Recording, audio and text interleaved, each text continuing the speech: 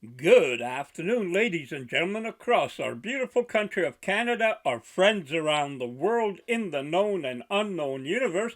Welcome back to your favorite Angry Canadian on the 19th day of December 2023.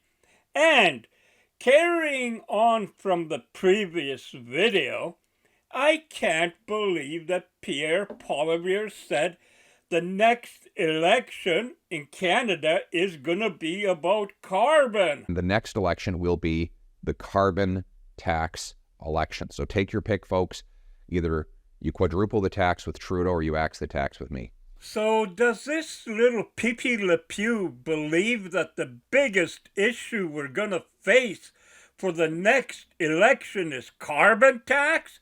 Holy shit, is he stupid or uninformed? Take your pick.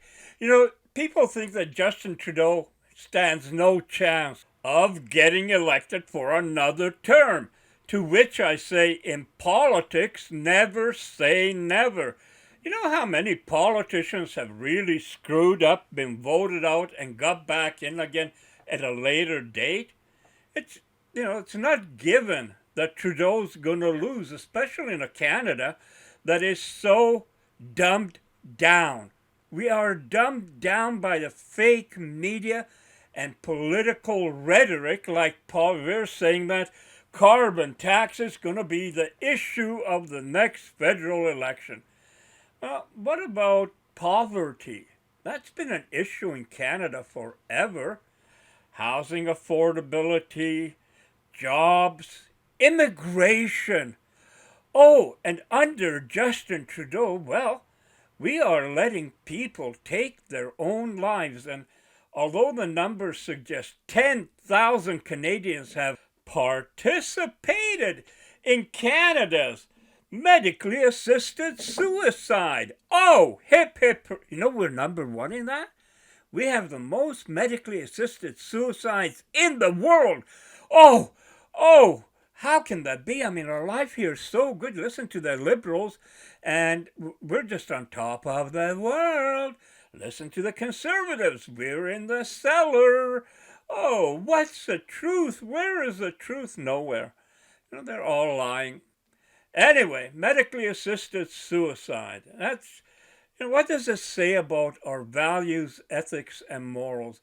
That we're kind and we let people kill themselves when pain gets bad? I can agree with that, but not for everything. It's like even with abortion. Yeah, you can get an abortion, but not as a birth control thing. No politician would ever stand on stage and say that. Oh, hell no. A woman has a right to her body. You got no say in that, except when it comes to vaccines. Then you must do as the government says. It's not your own friggin' body. Anyway, a lot of the health issues that are out, and there's people speaking on behalf of, Department of Health, they're being paid to do so. 682,000 of taxpayer dollars to promote Health Canada response to the pandemic.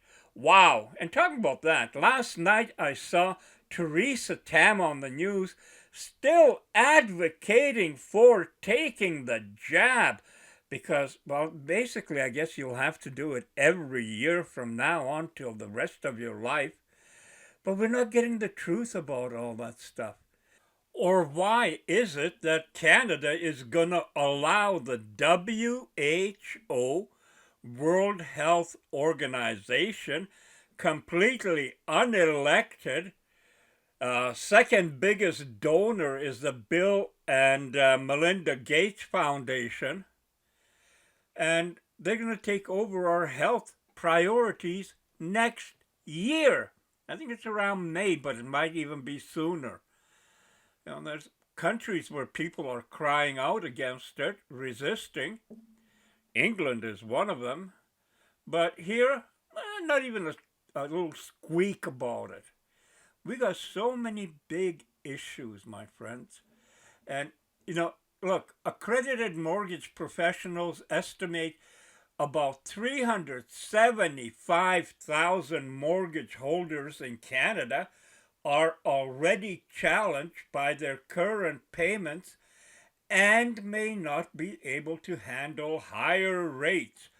Duh, when we got so many people living paycheck to paycheck and homelessness is increasing literally by the month all across Canada, it's not, things aren't looking up, and yet we're so friggin' hell-bent on not stirring the pot. You know, you don't want to say anything that'll piss them off because, well, they will get even with you. Governments have been known to do that. I don't give a flying F about that. Things are bad, and they're bad because we have a two-party system that just wants to feed itself and regurgitate in a few years and feed itself again, coming back and forth. Liberal, conservative, liberal, conservative. We got a whole shit full of issues. And so do other countries. Immigration in 2023 on track to bust record high targets for this year, next year, and even 2025. Basically, what is being said that this year there'll be more immigrants coming to Canada than was planned for 2025. 2 years away. It's going to be, what, 1,200,000, I think is what Paul said, between the workers who aren't living per se in Canada, just coming to work, and immigration. It's at a time when people can't afford homes, when people are going to, you know, I heard taxes. Oh, that's another one. This is in Okanagan Valley this year, and the taxes are going mental. And my conspiracy theory is that they really meant it when they said that you're going to own nothing. Maybe you won't be happy, but you're going to own nothing. You know, tax people to death. I mean, at this rate, 11%, in 10 years, it's more than doubled the taxes. So it's not just house prices, it's not just food, it's not just transportation and having to go to electric. Everything is pounding on us. International migration accounted for nearly all growth from July 1 to July 1, 23. 98% because of higher number of immigrants. 468,000 immigrants came to Canada and 697 non-permanent residents. That's what I was trying to spit out before. Non-permanent residents. So what does this mean for us? Nearly 2 million Canadians are using food banks, a stark number that has Food Banks Canada issuing a warning. Food price growth is slowing, but the organization's Hunger Count report shows food costs, along with housing and low wages, have Canadians seeking out help. I don't know how much more years of this kind of growth food banks can handle and can absorb. According to the study, more than 1.9 million Canadians accessed food banks in March this year. That's an increase of 32% from 2022 and a nearly 80% increase from 4 years ago. Some provinces are also reporting drastic rises, with Ontario seeing a 40% increase from just a year ago and New Brunswick seeing a jump of nearly 25%. It's not just adults either who are being impacted, with the study showing children make up 1/3 of food bank clients. Food Banks Canada CEO Kirsten Beardsley says they want governments to offer help that can ease people's budgets, ranging from affordable housing to income support. This month, Ottawa said grocery chains had promised discounts and price matching as part of the federal government's plan to stabilize prices, but grocers haven't confirmed their plans. The end goal is for food banks to someday close, but not for the reason you might think. We want to see ourselves put out of a job, as you said. We want to see the amount of food bank use come down, but quite frankly, that's not being met with an urgency at government levels, and that's not okay. Yet as they wait for action, Beardsley says she's concerned there's the potential of having to pull back how much food is given, as some previous donors become food bank users and others are stretched thin and unable to give as much food as they used to. Sean Preble, Global News. So if you heard her say that the government has no urgency, that's one of the reasons I keep saying we got to knock the federal, the provincial, and many municipal governments out because they're useless as something on a bull. We got big issues, and one of the big ones, here's something that I would want to talk about during the next election: government surveillance of its own citizens. Of its own citizens. They're spying on you and me already, have been for a while. Every phone call, all these things. And when you get to digital currency, you won't be able to spend any money without them knowing what and where and how and what. Everything. And it's coming. Not only digital currency, everything. Hospitalization. They want to have a little chip in people so that, you go to a hospital, you can just scan your arm or whatever, and all the information's there. I mean, what can go wrong with something like that? And now, the upcoming video I have coming is to do with automobiles and self-driving cars. Do you know how much they're spying on you? And they also want to have smart houses, smart refrigerators, smart TVs, and we're just being dumb allowing it. I want to rock.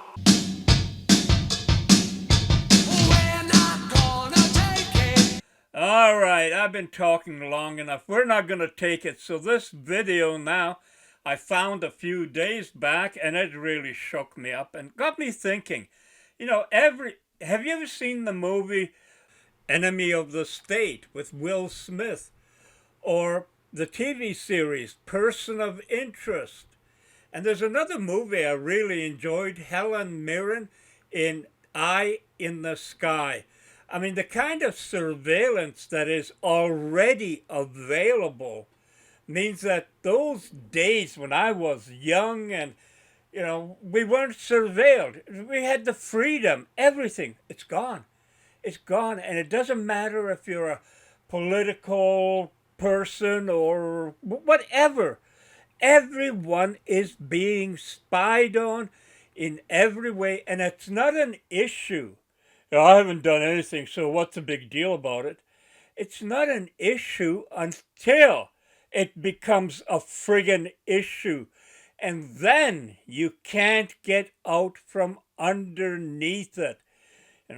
It's criminal what's happening. So get a load of this now. Insurance.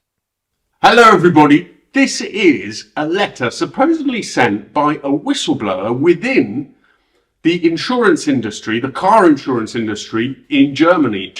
I'm not reading the letter word for word, I have taken some particular extracts.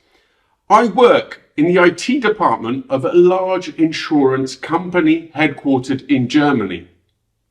And many people don't see or understand what will happen to us with this great digitization revolution, especially the possible dangers.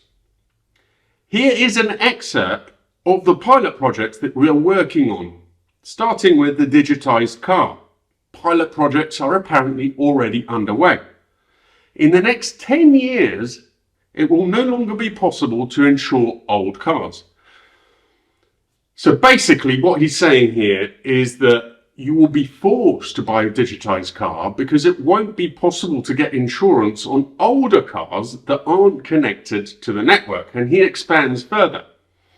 These cars are online 24/7 and in touch with the insurance, traffic authorities, remote maintenance, etc. Depending on your driving style, the time, the speed that you're going, your insurance premium will automatically adjust. If you drive too quickly, if you're too risky, you don't only pay a fine to a magistrate, but your insurance premium also automatically increases. If you drive at night, you get a higher premium. If you have more passengers, higher premium. What I can see though, which is, to be quite honest, equally worrying, is that insurance companies might start to charge those of us who don't have a connected car, including classic car owners, a higher premium because they are unable to get the same amount of information as they are from cars that are connected. We're already in discussions with several major automotive brands to bring a Europe-wide technical one-size-fits-all solution onto the market. Many people don't know that fully integrated breathalyzers will be mandatory in the coming vehicle generations. This means that if you're drunk, you will no longer be able to start your car. So there's an article from USA Today in 2021 in which it basically puts forward what was a press release from the National Transportation Safety Board. This is in the USA. And that says that every new car in the US should come with an alcohol detection systems that would prevent owners from driving their cars when drunk. The agency released a report citing the need for automakers in the US to install passive monitoring systems which could be available as early as 2026. So that was in the USA, but even over here, I found a press release from 2019 from the RAC, which is a British Motoring Association, saying that the European Council had made a decision that from 2022, breathalyzers must be able to be fitted to all new cars that could prevent drink drivers from starting their engines. Our source goes on to say, even if you are below the minimum alcohol limit, this data will be passed on to the insurance company and you will be penalised with a higher premium. If you are drunk beyond this limit, the relevant authorities will automatically be informed and your insurance will be cancelled immediately. So I have to say that this really does smack of George Orwell. So he says that there is already scheduled a pilot project for 2025. This is cooperation with the Federal Ministry of Defence, National Security, so this will be in Germany. It says if a vehicle is registered to a politically exposed person and there is a suspected case, this person will no longer be able to start their vehicle. It will be deactivated via remote monitoring.